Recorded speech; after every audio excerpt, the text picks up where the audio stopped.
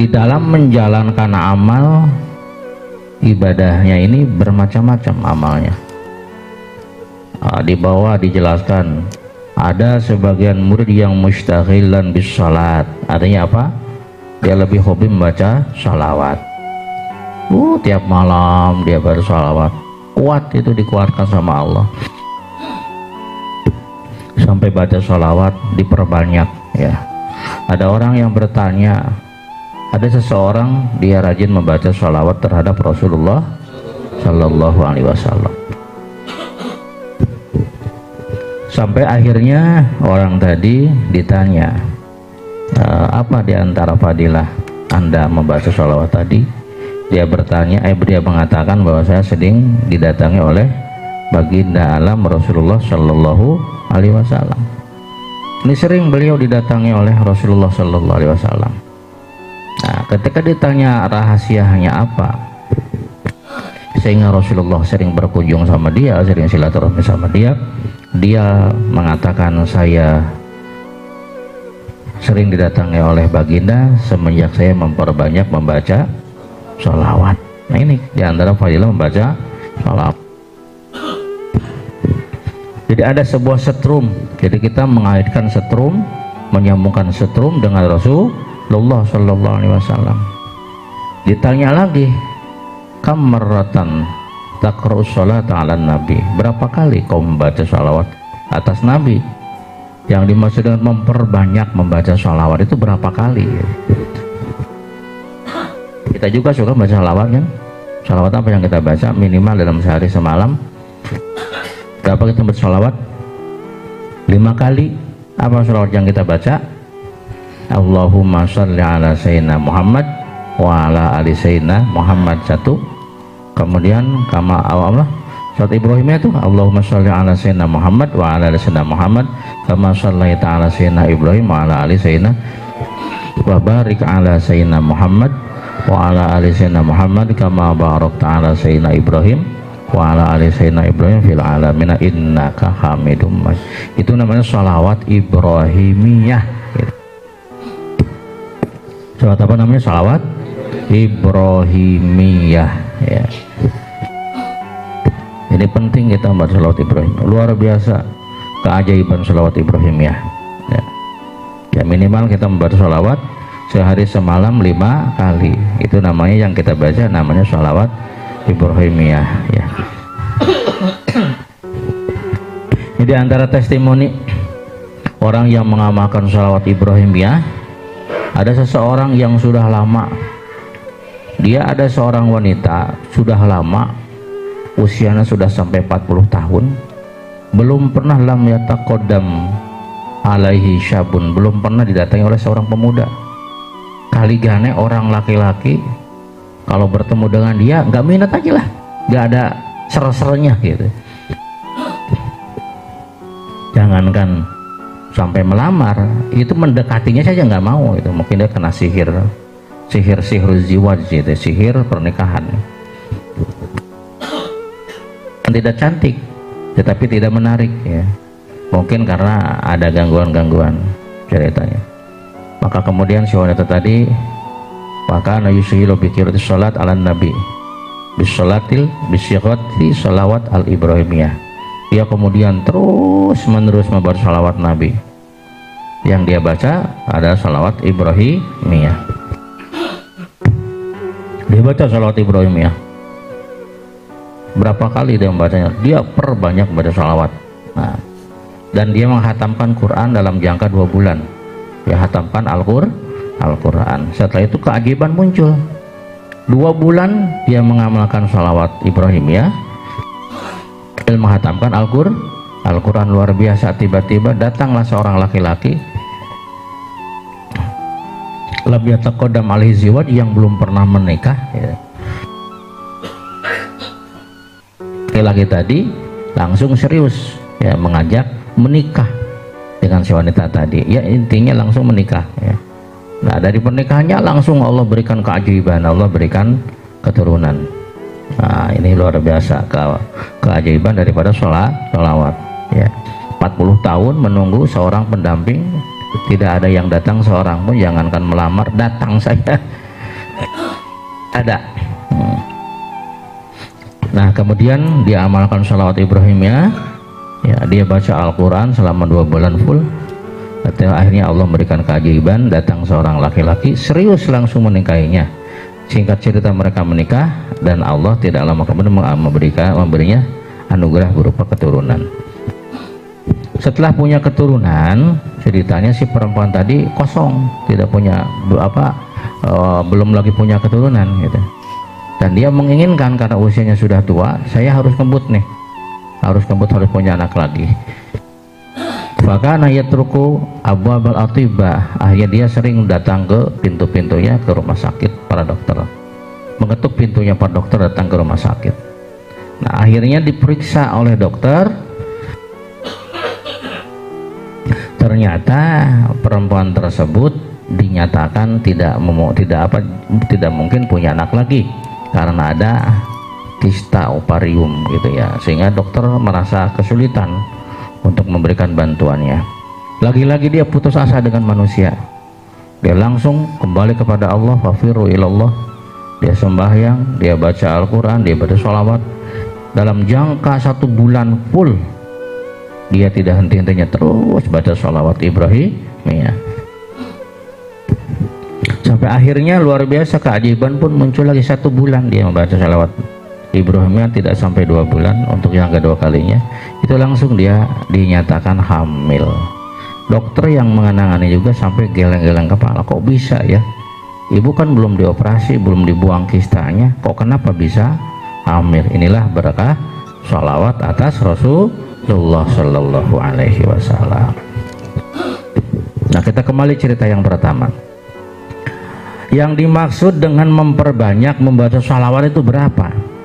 Ceritanya ada seseorang yang sering didatangi oleh Rasulullah Shallallahu Alaihi Wasallam.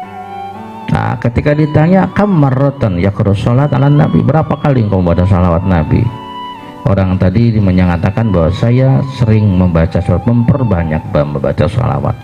Ya, memperbanyak itu maksudnya berapa yang kau baca? Oh, dia mengatakan saya membaca sholawat sallallahu ala Muhammad, sallallahu ala Muhammad. Itu ringan ya, sebut sholawat apa? Jibril ya, bacanya ringkas, sallallahu ala Muhammad, sallallahu ala Muhammad, sallallahu ala Muhammad, sallallahu ala Muhammad. Berapa kali dia bersholawatnya? Itu tidak kurang setiap malamnya 10.000.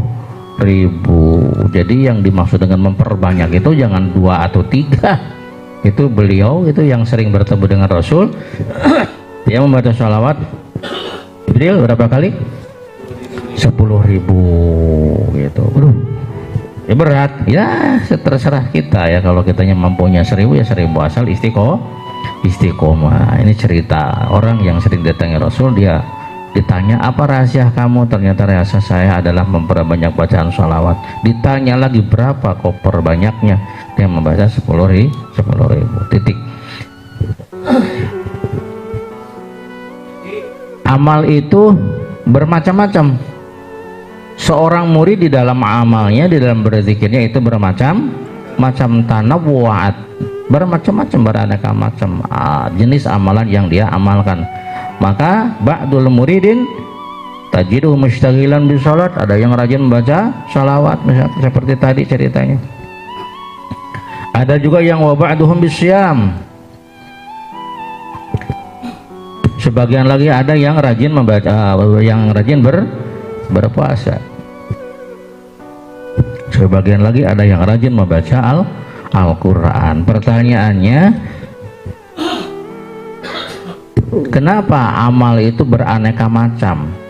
Kenapa amal itu banyak macamnya? Oh, sebabnya litanawwu'i waridatil ahwal, karena berbeda-bedanya warid.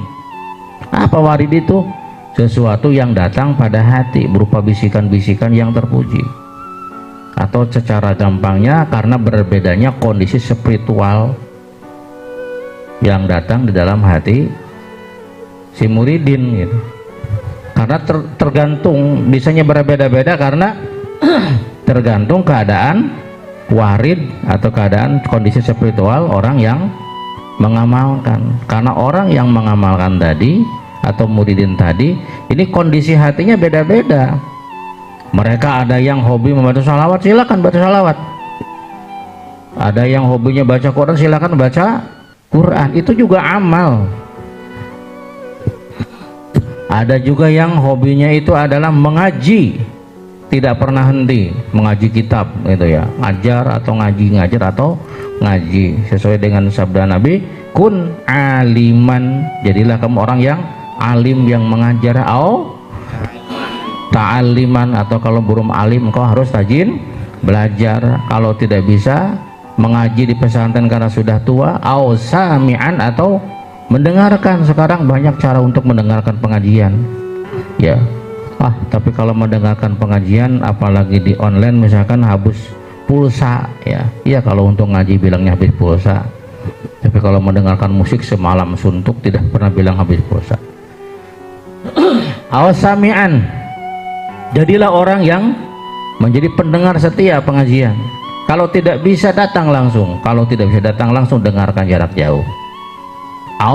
Kalau masih juga tidak bisa, muhibban, jadilah orang pecinta terhadap ilmu, tercinta terhadap ulama. 4 orang tuh yang disuruh sama Nabi, jadi yang mengajar atau pengajar, jadi pelajar, jadi pendengar, atau jadi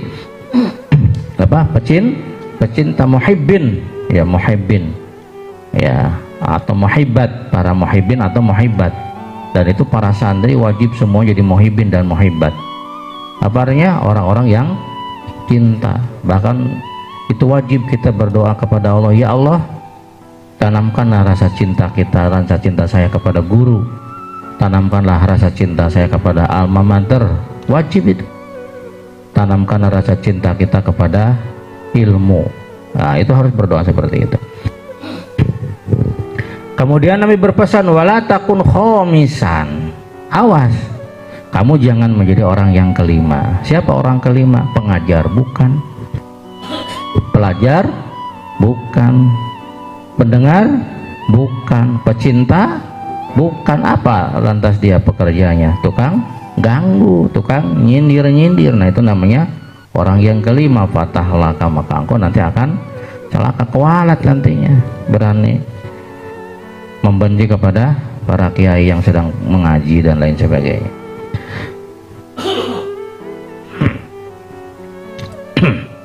Nah, itu amal itu ada yang orang itu kondisi spiritualnya ada yang senang mengaji, ya udah mengaji, nggak apa-apa. Jadi amal itu memang Allah ciptakan beraneka macam karena disesuaikan dengan waridah. Waridah itu ada sesuatu yang datang pada hati berupa petunjuk-petunjuk ya, yang terpuji. Jadi nanti si murid itu harus mengamalkan amalan sesuai dengan waridnya. Warid itu bisikan-bisikan yang terpuji yang datang pada hatinya. Kalau dalam bisikannya saya harus membaca sholawat, baca sholawat ya. Kalau dalam bisikan batinnya, petunjuk batinnya yang datang ke hatinya, saya harus baca Al-Quran, baca Al-Quran. Jadi seseorang itu harus mengamalkan sesuai dengan warid yang datang pada hatinya, sesuai dengan bisikan-bisikan yang datang pada hatinya. Nanti di bawah dijelaskan, jangan terpangut dengan bisikan yang datang pada orang lain.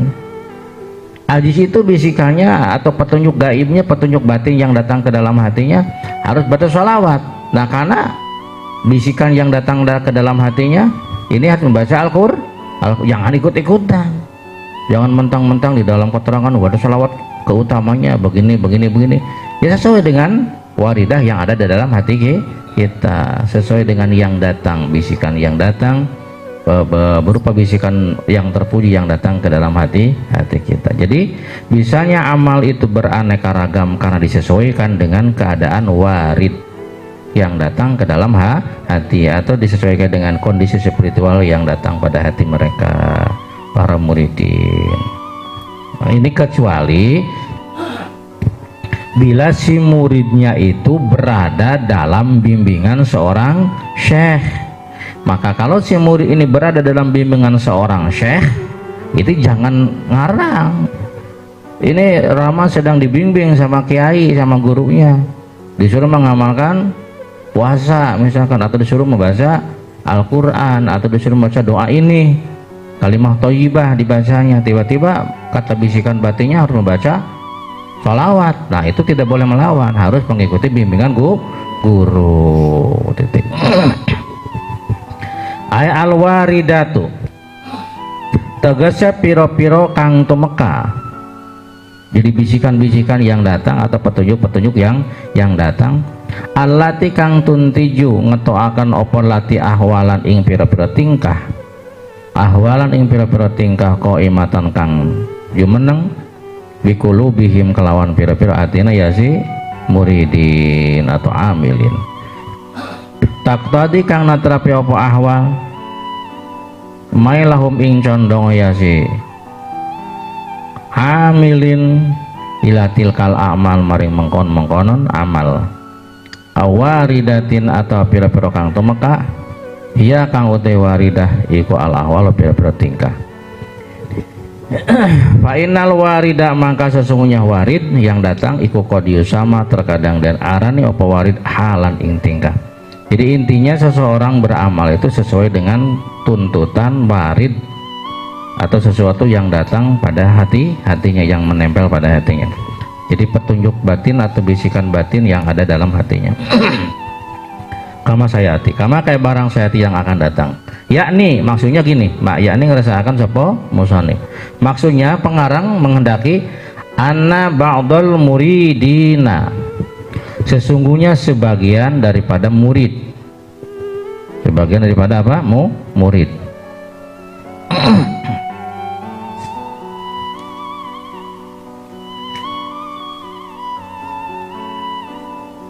Oh, murid itu adalah orang yang ingin usul, ingin sampai kepada Allah, itu namanya murid. Ada ubad, ada murid, ya, kebalik itu.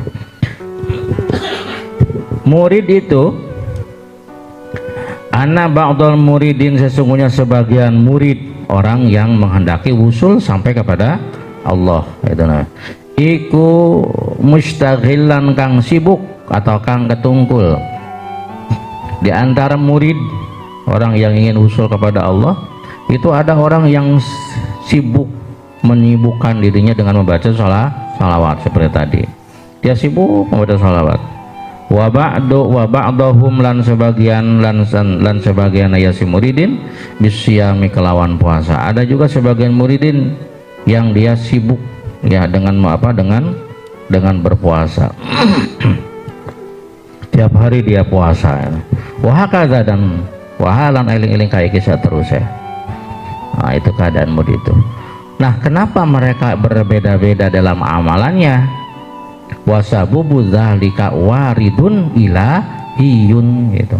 Lan utai sababe mengkon istighol, sebabnya mereka beda-beda dalam kesibukannya, iku waridun perkara kang teka atau bisikan yang datang ilahiyun kang bangsa kepangeranan, karena sesuai dengan bisikan-bisikan atau petunjuk-petunjuk yang datang dari Tuhan yang masuk ke dalam hatinya. Iktadha kang natrapi opo ya si warid mailah haza ing condonge iki ila kaza maring anu ya. Kalau kang Adis mah condongnya kepada membaca kalimat thayyibah misalkan. Wa hadza lan utawi iki ba'duhum iku ila kaza maring anu, sedangkan mang tatang mah lebih cenderungnya kepada belajar. Malam hari mutolaah sampai patul moin hatam ya mutolaah. Naik kepada kitab apa yang gedenya i'anahnya itu di mutolaah itu. Nah itu jadi sebabnya mereka berbeda-beda di dalam amalan itu disesuaikan dengan warid ilahiyun yang datang dalam hatinya, petunjuk dari Allah yang datang kepada hatinya. Si anu mah itu petunjuknya lebih suka kepada amalan ini, si anu mah lebih suka kepada amalan yang ini. Ba'duhum iktadu haza wa haza ila haza ila kaza. Wayam bagi dan penting, memang penting seperti itu. Likulli ahadin maring saben-saben wong suwiji, dan memang penting bagi setiap orang apa ayya malayen tangamalaken sapa ya sikulu ahad. Di setiap orang itu yang harus seperti itu, harus mengamalkan sesuai dengan warid ilahiyun yang datang pada hatinya. Bimuqtadha mailihi kelawan tetrapan condonge. Kelawan tetrapan condonge ahad al-madzkuri kang wis den tutur. Jadi memang setiap orang itu harus mengamalkan sesuai dengan dorongan warid ilahiyah, sesuai dengan dorongan petunjuk yang datang kepada hatinya, petunjuk Allah yang datang pada hatinya. Tidak boleh dia mengamalkan warid yang lain atau warid orang lain. Ilam yakun lamun oranana sapa si ahad iku tahta tarbiyati syekhin, ini dalam sange sore tarbiyah atau didikan syekh. Kalau memang dia tidak berada dalam bimbingan seorang guru, ya. Ini Kang Tatang sudah mukim sehingga tidak langsung dibimbing lagi sama syekhnya, maka dia mengamalkan itu harus sesuai dengan muqtadha mailihi, harus sesuai dengan tuntutan dorongan waridun ilahiyun yang datang dalam hati. Ikan batin atau petunjuk batinnya itu nyuruhnya apa, itu yang harus dia amalkan, karena itu ada petunjuk dari Allah. Ya Allah tempelkan ke dalam hatinya itu. Wa illa lan lamun oranana lam yakun tahta tarbiyati syekhin, tapi kalau dia memang berada dalam bimbingan guru, ya dia dalam pantauan guru, awas ini, kalau dalam pantauan guru maka fala yastaghillu, maka ora kena ketungkul sapa si amilin atau sapa si ahad.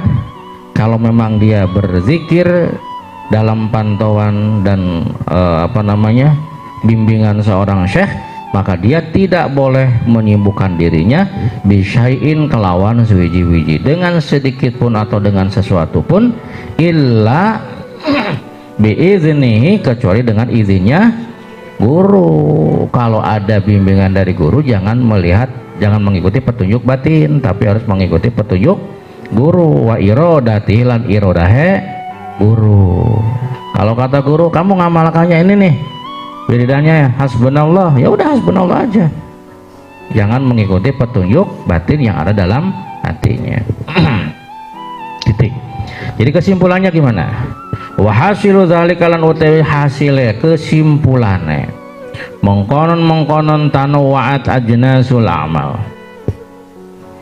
iku anna tanawwu'al awradi saat temene warna-warnana piro-piro wiridan, beraneka macamnya wiridan, amal-amalan fi haqqil muridin, ilmu haqqil murid as-sadiqina kang piro-piro kang bener, murid yang sungguh-sungguh, yang benar, yang jujur, iku nasyi'un yang timbul kang cukul. Seseorang berbeda-beda wiridannya itu timbul, ya, dari mana timbulnya? Kang Opik wiridannya ini, Kang ini wiridannya ini, timbul antana wa'il waridati, saking warna-warnanya piro-piro waridah kang tumeka. Oh, karena berbeda-bedanya petunjuk yang datang ala qulubihim mengatasi piro-piro hatine amili, gitu ya. Nah, maka Allah menciptakan amal yang banyak, yang berbeda-beda, disesuaikan dengan kondisi atau keadaan yang datang pada hatinya. Jadi fayam bagi mangka sayogya likulli muridin kadwe saben-saben murid, maka penting bagi setiap murid apa ayya malayen tangamalakan sapa murid, untuk mengamalkan si murid itu bimuqtadha waridihi, kelawan dorongan waride murid, kelawan patrapan waride si murid.